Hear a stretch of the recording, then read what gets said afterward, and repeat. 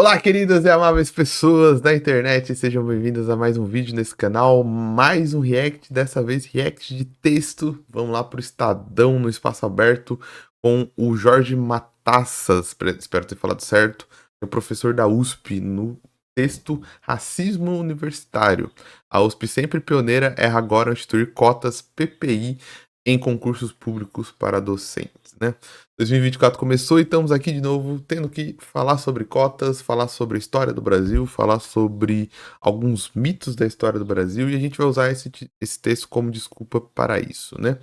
O sistema de cotas no Brasil já é bem antigo, já está consolidado, já se tem cotas diversas, principalmente para as pessoas que às vezes argumentam, né, que as cotas não deveriam ser só raciais. A gente já tem um sistema de cotas bem abrangente, principalmente se você for olhar o Enem, procure o sistema de cota de Enem, você vai ver que existem vários grupos de cotas no Enem, sendo elas raciais, sendo elas sociais e sendo elas financeiras.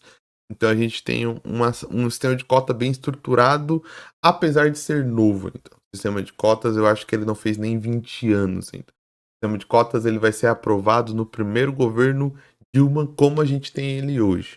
A gente tinha outros tipos de sistemas de compensação, de sistema de cota, mas não estruturado e a nível federal, principalmente para o ensino público, como a gente tem hoje. Ele foi aprovado, se eu não me engano, no primeiro governo Dilma, não vou lembrar o ano específico agora, né? Então, apesar dele já estar estruturado, ele é um sistema de cota bem recente quando a gente fala de história, principalmente quando a gente fala de tempo histórico. E com a evolução do sistema de cotas e de assimilação de candidatos, a gente começou a ter a migração do ensino superior para os concursos públicos, até para processos seletivos privados, e para uma série de outras coisas, além do ingresso no sistema público de ensino superior. A gente começou a ter esse sistema. Então, concursos públicos, a gente tem esse sistema, vários outros tipos de entrada em, por exemplo, processos seletivos de mestrado, de doutorado. Você tem algum tipo de sistema de cotas, né? O Jorge Matassas é professor do Instituto de Física da USP, se eu não me engano. E o que aconteceu? A USP, ela já tinha a adesão a um sistema de cotas anterior. Já tinha alguns projetos e coisas de, por exemplo, o PASUSP, se eu não me engano, a sigla que fala, por exemplo, para você ter isenção de taxa, pessoas de baixa renda não pagarem a taxa de inscrição. A USP já entrou no sistema do SISU, então já teria um sistema de cotas que o SISU utiliza. A USP já estava aderindo, apesar de ter aderido um pouquinho tardiamente em comparação a outras universidades, principalmente as universidades federais, né? A USP, ela é uma universidade que é foco no mundo todo e até no Brasil. Ela é uma das melhores nos rankings, né? Tô falando de ranking, não tô falando de vivência, não tô falando de campus a campus, mas nos rankings a USP é uma das melhores universidades do Brasil, uma das melhores universidades da América Latina, e tem cursos que ela fica no top 3, top 10 do mundo até. Se eu não me engano, um tempo atrás, odontologia era um dos melhores cursos do mundo, estava no campo da USP, tá ligado? Então, querendo ou não, uma universidade desse campo, dessa magnitude, como quando toma algum tipo de atitude, ela é referência e exemplo para todas as outras universidades, principalmente para todas as outras universidades estaduais. Principalmente para as universidades estaduais que não são tão grandes quanto a USP, assim, né? Em outros estados, vão ver a USP como um símbolo, como algo a ser seguido, né? Tem outras universidades que já são grandes, tão quanto a USP, como por exemplo a Unicamp, que já vai lá tomar suas próprias decisões e já tem uma história política diferente da USP e tudo mais. Beleza? Então a USP, ela sagrou isso para a contratação de professores. Como eu falei, isso já é algo que em outros concursos já se tem. Você já tem, por exemplo, houve concurso para professor no nível básico em São Paulo ano passado, teve cotas. Se tem concurso para professor no nível básico em prefeituras, há muitos anos já se tem cotas para concursos de professores do ensino básico em várias prefeituras pelo Brasil afora, sabe? A USP só está aderindo a um tipo de ações afirmativas tardiamente, assim, se a gente for pegar outros níveis de ensino, por exemplo. E até, como eu falei, empresas privadas. Você vê empresas privadas fazer esse processo de seleção. Eu já vi, por exemplo, a Magalu ter mais de um tipo de processo de seleção com ação afirmativa. Não que a Magalu seja, que empresa maravilhosa, nem sei como é trabalhar lá. Mas estou falando de exemplos, de como a USP, como instituição pública, podia ter feito isso há muito tempo atrás. Você tem até empresas privadas fazendo esse tipo de seleção antes até da USP, né? Mas vamos lá pro texto. 5 minutos, nem li o texto, nem comecei a ler o texto, olha como é. Em 22 de maio de 2023, o Conselho Universitário da Universidade de São Paulo regulamentou a adoção de políticas afirmativas para pretos, pardos e indígenas, a serem usados na contratação de docentes e admissão de servidores técnicos e administrativos. Banca de heteroidentificação será responsável por averiguar a validade da autodeclaração feita pelo candidato PPI no processo seletivo. O PPI é Pretos, Pardos e Indígenas, sempre a gente usa essa sigla para ficar mais fácil de falar. E essa banca de heteroidentificação é uma banca que vai identificar se a autodeclaração ela é correta ou não. A gente tem essa banca porque durante muito tempo a gente teve casos e casos de pessoas que se identificavam como PPI, mas estavam falsificando, né? Eu lembro uma matéria antiga até do Fantástico, eu lembro a primeira vez que eu vi isso.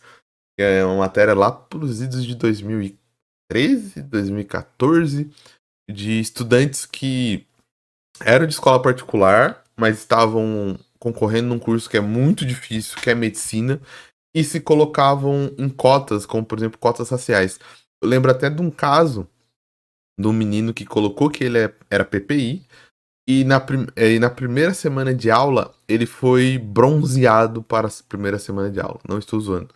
Eu lembro dessa matéria, não sei se essa matéria tá no YouTube da vida, no Globo da vida, você pode ir atrás até. O cara apareceu na faculdade, tipo, aqueles bronzeamentos artificiais, sabe? Que você entra naquelas câmeras, meio que filme americano, de luz azul. Eu lembro que o cara apareceu bronzeado na primeira semana de aula porque ele não queria ser pego no pulo. Eu acho que na cabeça dele era tipo, depois de uma semana vão esquecer, eu já vou ter feito a minha matrícula, já vou ter entrado e é isso, sabe? E depois de uma semana percebeu que o cara era branco, branco, tá ligado? O cara era branco como a neve. Mas ele meteu uma de que era PPI através do bronzeamento. Então, hoje em dia a gente tem essas bancas para identificação. É meio problemático como algumas bancas funcionam. Por exemplo, a banca o concurso São Paulo, como eu falei ano passado, para professor do estado, ele pedia para você enviar algumas fotos. E não tô querendo super problematizar, eu sei que as pessoas vão falar de vitimismo e tudo mais. Eles pediam fotos e pediam uma autodeclaração escrito. Primeiro que isso não ficou muito claro, e muitas pessoas perderam a chance de participar das ações afirmativas porque não ficou muito claro que tinha que enviar essas coisas. Então teve gente que se declarou PPI, mas não conseguiu enviar os documentos porque não ficou muito claro. Teve até recursos e tudo mais em cima disso. E segundo que eles pediam para tirar umas fotos, cara, que era parecia que tava tirando foto pra polícia, tá ligado? Não aquelas fotos de série de polícia, quando o cara é preso. Parecia que você tava entrando num registro policial. Sem sacanagem. A USP, a Universidade Estadual de Campinas. A USP, a Universidade Estadual de Campinas e a Universidade Estadual Paulista já usaram comissão de averiguação étnica para confirmar a autodeclaração de estudantes PPI que competem para entrar nas universidades públicas paulistas. Mas é a primeira vez que tais comissões serão usadas na admissão de professores e demais servidores. O uso de bancas étnicas não só extremamente perigoso, como mostra a história, mas também inviável em um país miscigenado como o nosso. Por mais bem intencionados que sejam os membros de tais bancas, as decisões só podem ser fruto de achismo pessoal, o que colide com a missão universitária de se pautar pela razão. Duas coisas. Primeiro, ele usa o argumento que a gente tem que falar tanto quando a gente fala sobre um país antirracista. Eu já devo ter falado em React muitas vezes, que é a questão do país miscigenado. Então, quando ele usa o termo do país miscigenado, como tantas outras pessoas, ele vai entrar no mito da democracia racial. Somos todos brancos e negros, somos todos misturados, somos todos indígenas e negros, indígenas e brancos, temos sangue qualquer que for. Primeiro, que essa questão da miscigenação, ela tem um fundo de verdade, mas ela é utilizada para fabricação de um mito. Primeiro, essa miscigenação, ela existe realmente, mas primeiro ela foi uma miscigenação violenta de um processo de escravidão, onde os africanos, os indígenas, e aqui eu estou usando de estereótipos só para ser abrangente, eu sei que é meio errado, é porque a gente tem várias etnias, vários grupos étnicos que vieram aqui, não os africanos e os indígenas. Só estou usando na linguagem para ficar fácil o meu discurso, né? Essas pessoas foram obrigadas a se misturar através de um processo de violência e de escravidão. E depois, esse processo de miscigenação passa para um processo de destruição. O processo republicano de miscigenação, o foco desse processo era destruir, apagar com qualquer traço dos descendentes, dos afrodescendentes, descendentes dos nativos americanos aqui no Brasil. O projeto do Brasil República era embranquecer esse povo e tornar aqui como se fosse quase que uma Europa. Não é à toa que foi incentivado o quê? A inserção social de imigrantes europeus pós libertação dos escravos.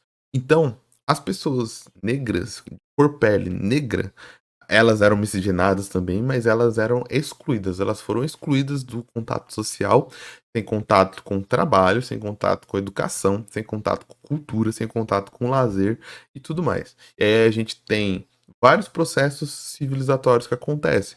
Por exemplo, pessoas que são libertas do processo de escravidão, mas precisam continuar trabalhando nas fazendas e continuam mais ou menos como os escravos. Só que dessa vez sem castigo físico, dessa vez tem direito, sei lá, a construir uma casa na fazenda, mas não recebem salário, por exemplo, não recebem direitos trabalhistas, não conseguem socializar. Você tem o processo de formação das favelas, que são, por exemplo, as comunidades que vão circundar as grandes cidades. Por quê? Porque eles não vão conseguir ter acesso a comunidades nas cidades, não vão conseguir comprar casas, não vão conseguir fazer um monte de coisa, tudo mais. E você tem um processo também de segregação. Porque, por exemplo, você tem escravos livres que por vários motivos conseguem ter uma renda, conseguem ter uma profissão, conseguem trabalhar nas cidades, conseguem se autoprover, não precisam ficar presos em fazendas, por exemplo, ou migrar para outros lugares e ir para regiões quilombolas e para regiões periféricas, mas que não vão conseguir ter acesso aos serviços públicos ou serviços privados porque vão ser segregados. Então, você teve que ter, por exemplo, a abertura de escola só para negros, porque negros não conseguiam ir para as escolas. Os negros não conseguiam acessar o ensino superior, mesmo sendo livres e tendo direitos e tendo dinheiro. Então, essa questão da miscigenação parte do pressuposto que, por serem todos sermos misturados, todos somos tratados diferentes e todos temos as mesmas chances. Isso é irreal, isso é mentiroso, baseado na história do Brasil. A história do Brasil é uma história de tratar pessoas de peles escuras, mesmo que eles tenham uma miscigenação, diferente de pessoas de pele branca, mesmo que tenha a mesma miscigenação, mesmo que tenha a mesma mistura. Como eu falei, é uma mistura até irreal e meio que fantasiosa e meio que romantizada, né? E segundo, essa questão da missão universitária de se pautar pela razão, né? Essa racionalidade. A universidade, ela tem várias missões, e uma das missões também, principalmente a universidade pública, que é bancada com dinheiro público, é de inserir todas as populações que ajudam a bancar essa universidade, inclusive as pessoas que não têm condições monetárias de pagar por grandes estudos, grandes cursinhos e tudo mais, né? Uso aqui até um discurso que eu fiz até react aqui, que é do canal do Negão, porque até um cara de direita, conservador, que falou que 90% das vagas, eu achei muito bom esse corte, devia ser para as pessoas pobres, pessoas PPIs e tudo mais. Os 10% devia ter cota, na verdade, é para escola pública e gente rica, tá ligado? Eu acho que era isso mesmo. Inclusive, a cota devia ser o contrário. Cota devia ser para quem estuda em escola particular e quem é rico. O certo deveria ser pessoas, 90% das vagas, ser para pessoas PPIs, pessoas de baixa renda e pessoas de escola pública, tá ligado? Porque eles que deveriam utilizar a universidade pública. Universidade, a galera que tem condição de pagar um colégio particular, vá para a universidade particular. E se quiser entrar na universidade pública, vai ter que passar pelo sistema de cotas. Esse deveria ser o certo, né? Mas tudo bem. O reitor da USP, voltando pro texto, né? Carlos Alberto Gilberto Calotti Júnior declarou ao Jornal da USP, 22 de maio passado, que a adoção de políticas afirmativas para a contratação de docentes e demais servidores PPI é uma decisão histórica. Mas, a nosso ver, ela só se qualificaria como histórica por ser uma das mais equivocadas que a universidade já tomou. Ao nosso ver, será que ele está falando por um coletivo? Ele fala para todos os professores? Ele fala pelos professores da física? Não sei. Não se questiona aqui suas boas intenções, mas sim a estratégia de ter leis raciais boas no presente para se remediar leis raciais más do passado. Leis raciais não se cancelam, elas se somam, levando a mais divisão e ressentimento no futuro. Então, primeiro, esse ressentimento é por conta de uma pessoa que não tem noção do que são cotas e não tem noção do que é a história do Brasil, sabe? Esse ressentimento da pessoa branca com as cotas, ou da pessoa branca rica com as cotas, é de uma pessoa que não tem noção de como funcionam as ações afirmativas, não tem noção como funciona a história do Brasil. É uma pessoa que ainda, inclusive, está dentro de um contexto de preconceito, de racismo com seus camaradas de Brasil que são negros. Primeiro porque, como eu falei, as ações afirmativas já são amplas. Inclusive, pessoas brancas já trabalham em cima de ações afirmativas. Quantas pessoas brancas não se formaram pelo SISU com ações afirmativas de renda, por exemplo? Quantas pessoas brancas já não se formaram pelo ProUni com as ações afirmativas de renda? Diversas. Diversas pessoas brancas utilizam as ações afirmativas. As ações afirmativas possuem noção do Brasil real de verdade. Quem não possui noção do Brasil real de verdade é quem fala contra as cotas sem tentar entender o Brasil de verdade. Achando que quando eu falo que o Brasil é miscigenado, eu resolvi todos os problemas. Quando eu falo que aqui não tem racismo nos Estados Unidos, todos os problemas foram feitos. Não. Você está querendo ocultar a história do Brasil de verdade e tudo mais. Bom? Porque, por exemplo, eu não sei se ele vai entrar aqui nessa questão. Porque a questão de contratação de professores, de bancadas de mestrado e tudo mais, ela entra em outro problema ainda, porque não é só uma prova, muitas das vezes. Por exemplo, mestrados e doutorados, às vezes, e eu acredito que professores também, não é só prova. É também, às vezes, entrevista, é também, às vezes, avaliação acadêmica de resultados, de papers publicados, de artigos publicados. Cara, tudo isso tá num contexto de privilégio de um certo tipo de pessoa e também tá no contexto de poder ter discriminação, cara. Quem me diz que uma bancada que escolhe o próximo professor ou as pessoas que vão entrar no doutorado não podem discriminar certo tipo de pessoas. Eles não estão vulneráveis a isso, é certo? O processo de entrar no mestrado e doutorado na universidade pública, muitas vezes, é um processo que está dentro de um grupinho de uma bolha. Muitas vezes as pessoas que são aceitas são pessoas que já conhecem os professores, são pessoas que já estudaram ali, são pessoas que já tiveram condições antes, são pessoas que já estão dentro dessa camada privilegiada, sabe? Aqui eu tô usando privilégio num sentido popular do termo. Então, um sistema de cotas, tanto para mestrado, quanto para doutorado, quanto para servidores públicos, é uma tentativa de resolver isso também. Essas pessoas não passarem por um processo seletivo que pode ser racializado, pode ser preconceituoso com aquele tipo de pessoa. E para dar chance para essas pessoas conseguirem aderir a esse tipo de questão, sabe? Porque, cara, as pessoas, mesmo tendo um enorme título, as pessoas tendo todos os papers, às vezes elas não vão passar por uma mesa avaliadora que vai entrevistar ela por questões raciais. E a gente tem que ter a humildade e a noção de que isso pode existir de verdade. Eu pego o exemplo do Silvio Almeida.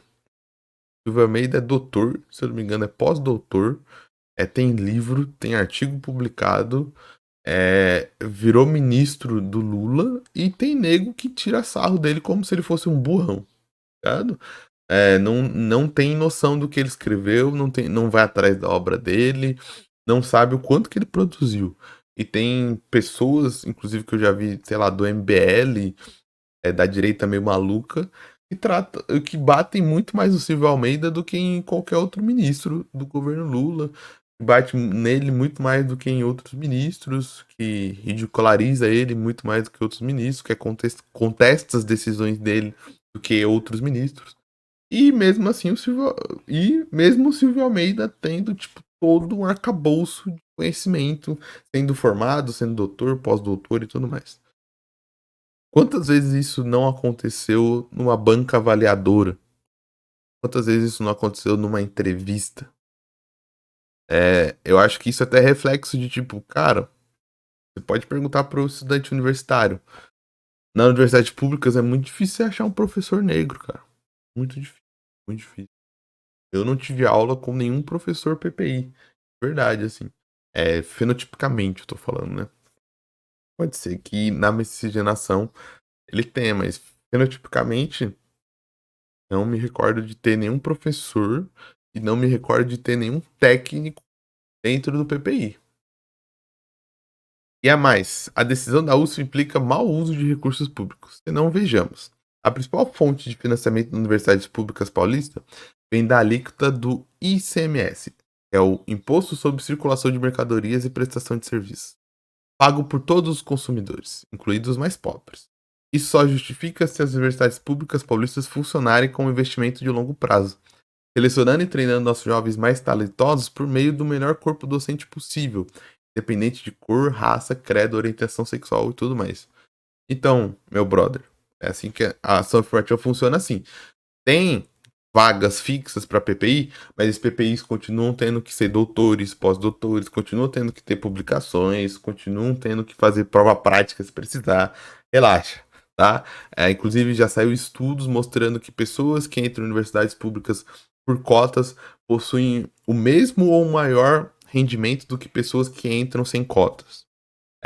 Então isso passa de um preconceito com as pessoas que estão entrando por cotas como se elas fossem burras. Aquele velho argumento de tipo, você faria cirurgia com um médico que entrou por cota? Como se o médico que entrasse por cota não tivesse que estudar para se formar em medicina, tivesse que fazer residência e tudo mais.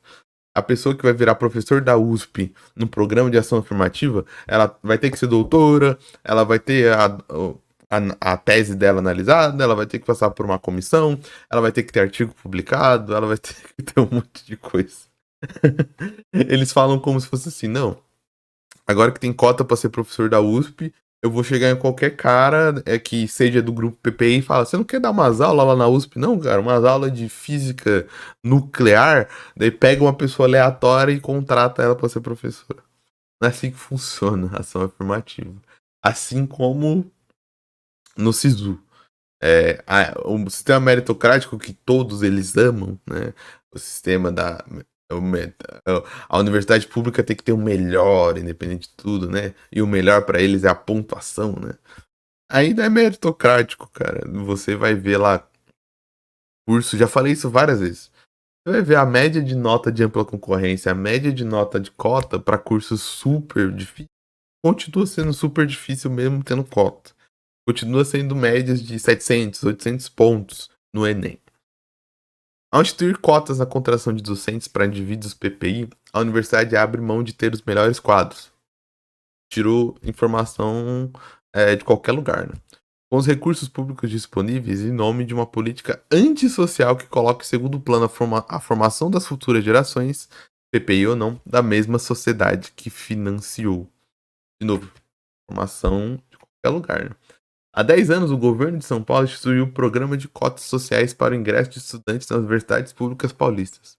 Esse programa, mesmo que paliativo, tinha o correto intuito de corrigir a injustiça de colocar lado a lado para concorrer estudantes preparados por excelentes escolas privadas com outros de escolas de rede pública sabidamente deficientes. Na falta de solução melhor, acertava o Estado quando reservava um certo número de vagas para estudantes de rede pública, que com isso passaram a ter mais chances de ingressarem na universidade, evitando assim o desperdício de talento.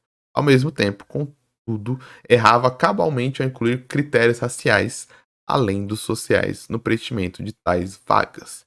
É porque os critérios, a nossa sociedade é muito complexa. Os critérios sociais, raciais e tudo mais estão dentro de uma política histórica de segregação. Então, você tem vários tipos de coisa que, infelizmente, na nossa sociedade, mesmo a pessoa sendo branca de escola pública, e do mesmo bairro de uma pessoa negra de escola pública, essa pessoa branca de escola pública está dentro de uma sociedade que vai tratar ela muito melhor do que a pessoa negra de escola pública. Entende? Porque os estereótipos são outros, a cultura são outros e o racismo é outro. Então, mesmo assim, você entra numa questão. Ah, é uma competição para ver quem é mais vítima, é uma competição para quem é mais vítima da sociedade e tudo mais, esses argumentos. Não, é uma análise social. É uma análise de como a nossa sociedade funciona. É uma análise de como a nossa sociedade roda. É um estudo social. Não tem um estudo físico, como moléculas diferentes são diferentes, sei lá. Não tem um estudo físico para você entender a diferença da física newtoniana para física nuclear? Então, meu caro, deixa eu te falar. Ciência social também é uma ciência. E a gente vai entrando na sociedade, a gente vai vendo que grupos sociais diferentes são tratados de maneira diferente na sociedade, mesmo tendo a mesma renda, mesmo vindo da mesma escola e tudo mais. É ingenuidade nossa achar que não. Que uma pessoa PPI vai ser tratada da mesma maneira que uma pessoa branca só porque eles estão na mesma escola e têm a mesma renda. Não. A pessoa PPI vai sofrer violências, vai sofrer abusos, vai sofrer vários tipos de coisas que a pessoa branca nunca vai sofrer. Entende? E não é uma competição, é só uma análise social. E a política afirmativa racial vem com o intuito de como que a gente melhora isso no presente enquanto a gente melhora o futuro. O que eu tô querendo dizer? Porque é uma situação que uma professora falava até, né? De você trocar a roda enquanto o carro tá em movimento. Eu quero melhorar a longo prazo, logo, o futuro. Eu quero que em certo presente ou em certo momento do futuro, eu não tenha que ter ações afirmativas. Mas eu não posso negar o presente enquanto isso. Tipo, eu não posso virar pro presente e falar, ó, aluno de escola pública, por enquanto você não vai estar na universidade não, tá? Mas o seu bisneto daqui 90 anos vai conseguir. Mas você se ferra aí enquanto isso. Não, né? Eu tenho que melhorar o presente enquanto eu construo um futuro melhor. A USP, sempre pioneira, erra agora ao instituir cotas para candidatos PPI em concursos públicos, para o provimento de cargos docentes, onde todos os candidatos PPI ou não já são super qualificados, devendo assim competir em igualdade de condições. Trata-se de não outra coisa senão de discriminação às avessas. Não, como eu falei, eles não vão ser tratados da mesma maneira, porque não é só uma prova em branco que os avaliadores não sabem quem são os candidatos. Tem todas as outras questões que podem entrar na questão do preconceito, na questão do racismo, na questão racial, na questão de ver aquele candidato de PPI como um cara que, será que esse cara realmente ele sabe do que ele tá falando? Será que esse cara é realmente o perfil da escola, o perfil da USP, tudo mais? Verdade seja dita, o uso de políticas afirmativas para indivíduos PPI não é privilégio das universidades públicas paulistas. Em 1978, a Suprema Corte norte-americana considerou que os critérios de raça poderiam ser consideradas no processo de admissão universitária. Contudo, em 29 de junho do ano passado, a mesma Suprema Corte norte-americana voltou atrás, julgando inconstitucional o uso de critérios raciais para a seleção de estudantes de ensino superior em todo o país. Aqui, no Brasil, o STF declarou constitucional o uso de reservas de vaga para membros de PPI em 2017. Esperamos que o STF, como guardião da Constituição brasileira, não precise de 45 anos para voltar atrás, fazendo valer o artigo 5º, segundo o qual todos são iguais perante a lei, sem distinção de qualquer natureza.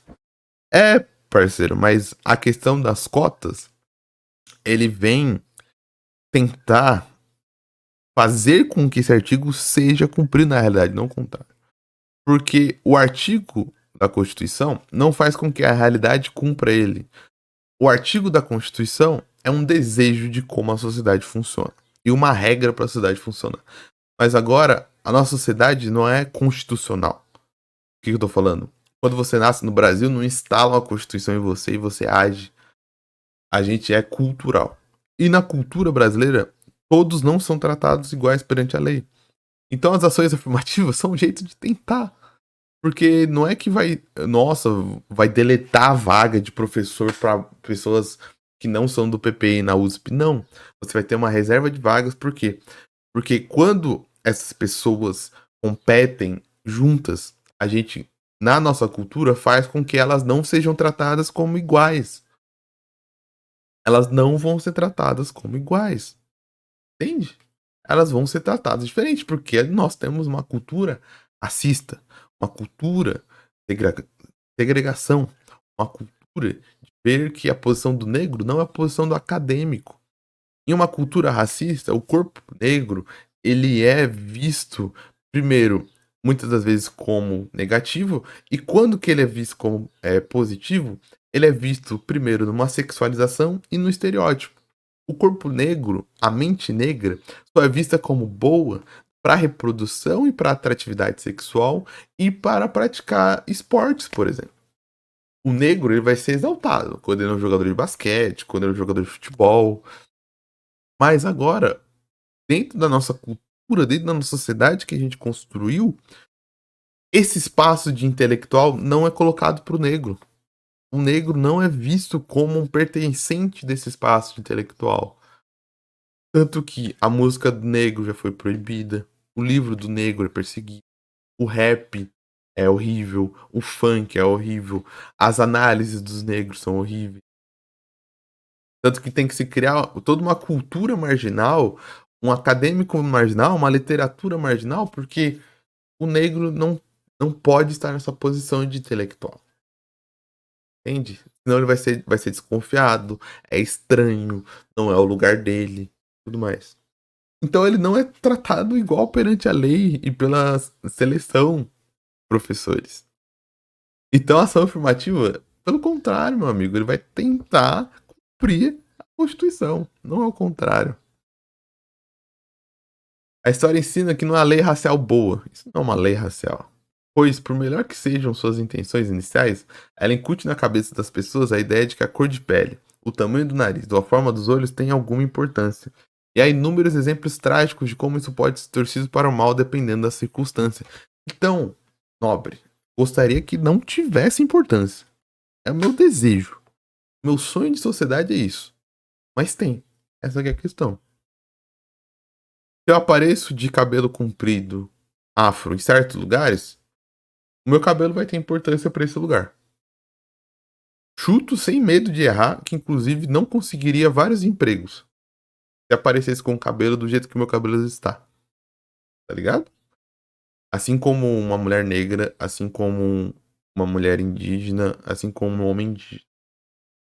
Se eu apareço com a cor que eu tenho para certas vagas, com certeza chuto sem medo de estar errado, não me contratariam. Mas se eu apareço para outras vagas, se eu apareço, por exemplo, para segurança, tenho certeza que eu tenho mais chance de ser contratado. E essa é uma posição pro negro. Se uma mulher negra aparece por uma vaga de empregada, com certeza ela tem mais chance de ser contratada. Agora, se ela aparece com toda a formação, todas as formações necessárias para ser, por exemplo, uma vaga de diretora de uma empresa, com certeza, falo sem medo de estar errado, se ela aparece ainda com black para aquela vaga, tenho chuto sem medo de estar errado que ela vai ter muito, muito menos chance de ser contratada. Porque vão tratar o fenotipo dela de maneira diferente. Então ele parte de um pressuposto de que a Constituição parece que, nossa, todo mundo segue a Constituição. Todo mundo é igual. Não, cara. Todo mundo é tratado pelos seus caracteres. Queria que não fosse. Agora a gente vai fingir que não é? Vai falar, não, vamos mudar isso com a educação. Mas, pô, aí a gente vai ficar esperando o surgimento de uma utopia parado, sentado na frente do computador escrevendo texto. É fácil, né? Eu aqui gravando esse vídeo, você escrevendo esse texto aí atrás do computador, é fácil a gente ficar esperando, né? Vamos ficar esperando aqui o mundo novo surgir, onde todo mundo é tratado igual perante a lei. Reconhecer que o país está envenenado pelo mal do racismo é um mérito. Estudar formas de combatê-lo é um mérito ainda maior. Mas usar como remédio o próprio veneno só vai envenená-lo ainda mais. Meteu um racismo reverso, né? Falou que. Não, racismo reverso. Agora. Meu jovem, em nenhum processo seletivo que tenha ação afirmativa impede de ter vagas para branco. Nenhum branco é discriminado em processo seletivo. Nenhum branco é tratado como ruim por ser branco no processo seletivo. Que característica do branco é tratado de maneira ruim? Me fala uma característica. Nenhuma. Nenhuma. Nenhuma. Meteu, tipo, um racismo reverso ainda no texto. E, tipo, não. Pô, e agora? E os professor branco? Vão ficar sem vaga na USP? Pô, só tem professor branco na USP, parceiro. Tô sendo hiperbólico, eu sei. Nem estudo na USP pra falar.